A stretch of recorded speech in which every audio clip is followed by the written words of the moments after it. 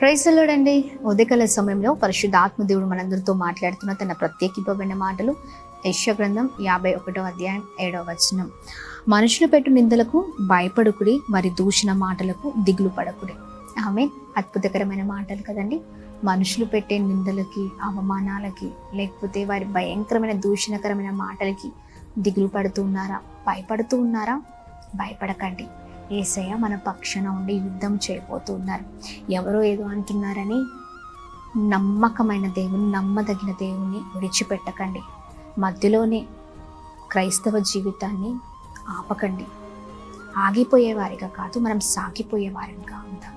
ఆమేన్. ఎందుకంటే మన నీతిని, మన యథార్థతను చూస్తున్న దేవుడు, ఎవరి ముందైతే మనం తలదించుకున్నామో, ఎవరైతే మనల్ని అనరాని మాటలు అంటున్నారో, చేరాని వాటికి మనం ఎన్నో విషయాలు బాధపడుతున్నాము, అన్నిటిని చూస్తున్న దేవుడు